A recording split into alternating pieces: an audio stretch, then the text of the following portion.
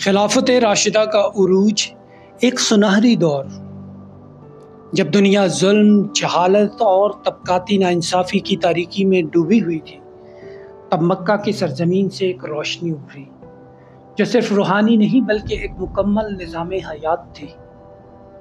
نبی کریم صلی اللہ علیہ وآلہ وسلم کی رہنمائی میں مدینہ کی اسلامی ریاست وجود میں آئی، مگر آپ صلی اللہ علیہ وآلہ وسلم کی وفات کے بعد سوال یہ اٹھا کہ امت کی رہنمائی کون کرے گا؟ یہی وہ لمحہ تھا جس نے خلافت راشدہ کا آغاز کیا۔ خلافت راشدہ وہ تاریخی دور ہے جو نہ صرف اسلامی قیادت کا آغاز تھا بلکہ عدل، مساوات، فتوحات، علم، زہد اور ایمانی قیادت کا عملی نمونہ بھی تھا۔ نبی کریم صلی اللہ علیہ وآلہ وسلم کے وصال کے بعد حضرت ابوبکر صدیق رضی اللہ تعالی عنہ کو مسلمانوں کا پہلا خلیفہ مقرر کیا گیا۔ آپ کا دور خلافت مختصر مگر نہایت اہمیت کا حامل تھا۔ اسلام کو متعدد خطرات لاحق تھے۔ بعض قبائل نے زکوٰۃ دینے سے انکار کر دیا، بعض نے دین سے بغاوت کی اور کچھ چھوٹے نبی نمودار ہوئے، جن میں سب سے خطرناک مسلمہ کذاب تھا۔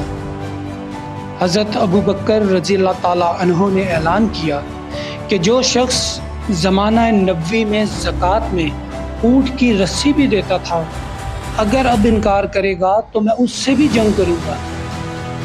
یہی عزم، دینی غیرت اور ثابت قدمی تھی جس نے امت کو بکھرنے سے بچایا۔ آپ ہی کے دور میں قرآن مجید کو ایک جگہ جمع کرنے کا آغاز کیا گیا تاکہ اللہ کا کلام ہمیشہ کے لیے محفوظ ہو جائے۔ حضرت عمر فاروق رضی اللہ تعالی عنہ کا دور خلافت تاریخ اسلام کا سب سے زیادہ انقلابی اور وسعت پذیر دور تھا۔ آپ نے اسلامی ریاست کو دنیا کی دو بڑی طاقتوں رومی اور فارسی سلطنت کے خلاف کامیاب جنگوں کے ذریعے وسعت دی۔ جنگ یرموک، قادسیہ، نہاون اور جلولہ جیسے مارکوں کے ذریعے شام، مصر، عراق، ایران اور خراسان تک اسلامی سلطنت پھیل گئی، مگر حضرت عمر رضی اللہ تعالی عنہ صرف فاتح نہیں تھے، وہ ایک عظیم منتظم بھی تھے۔ آپ نے عدالتی نظام، پولیس، بیت المال، مردم شماری، جیل خانہ جات، سرکاری تنخواہوں اور خفیہ سروے کا آغاز کیا۔ ہر فیصلہ عدل کی بنیاد پر ہوتا۔ ایک مرتبہ ایک قبطی شخص نے شکایت کی کہ خلیفہ کے بیٹے نے اسے ناحق مارا ہے۔ حضرت عمر رضی اللہ تعالی عنہ نے انصاف کرتے ہوئے کہا، کب سے تم نے انسانوں کو غلام بنا لیا، حالانکہ ان کی ماؤں نے انہیں آزاد جنا تھا۔ حضرت عمر رضی اللہ تعالی عنہ کی شہادت 23 ہجری میں ہوئی، مگر آپ کا نظام حکومت آج بھی ایک مثالی ماڈل سمجھا جاتا ہے۔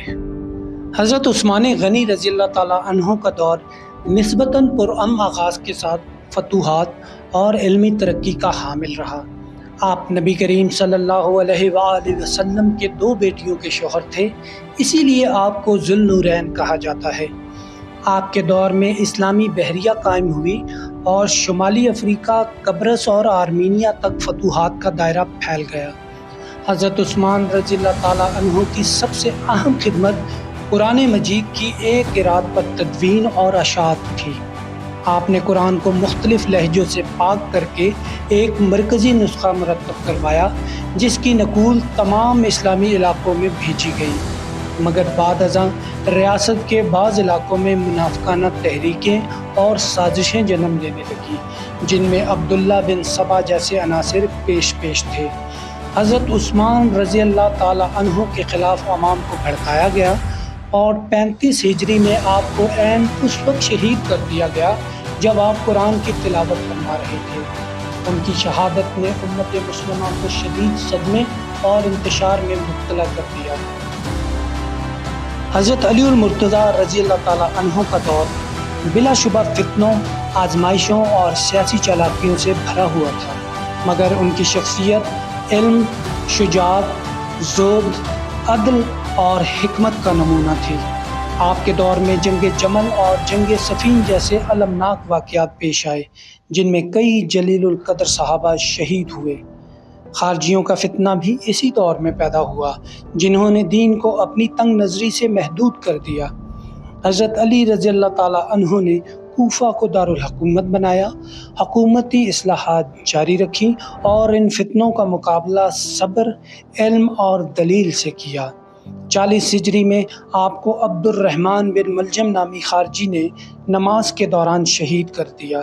حضرت علی رضی اللہ تعالیٰ عنہ کی شہادت کے بعد خلافت راشدہ کا سنہری دور اپنے اختتام کو پہنچا، مگر جو نقوش وہ چھوڑ گئے وہ آج بھی رہنمائی کا ذریعہ ہیں۔ خلافت راشدہ کے عروج کا راز صرف جنگی فتوحات میں نہیں تھا، بلکہ ایک ایسے نظام میں پوشیدہ تھا جو قرآن و سنت پر مبنی تھا۔ اس نظام میں شورا، عدل، مساوات، خدمت خلق اور احتساب کو بنیادی ستون سمجھا جاتا تھا۔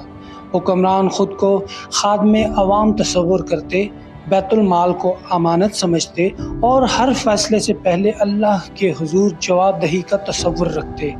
یہی وہ خوبیاں تھیں جنہوں نے اسلامی ریاست کو ایک عالمی طاقت میں تبدیل کر دیا۔ آج جب امت مسلمہ مسائل کا شکار ہے تو ہمیں خلافت راشدہ کی طرف پلٹنے کی ضرورت ہے، نہ صرف ماضی کو یاد کرنے کے لیے بلکہ حال کو سنوارنے اور مستقبل کو بہتر بنانے کے لیے۔ خلافت راشدہ صرف ایک دور نہیں بلکہ ایک نظریہ، ایک طرز حکمرانی اور ایک قابل تقلید ماڈل ہے۔ اگر ہم بھی عدل، تقوی، شفافیت، دیانت اور عوامی خدمت کو اپنا شعار بنائیں تو ممکن ہے ایک نیا عروج ہمارا منتظر ہو۔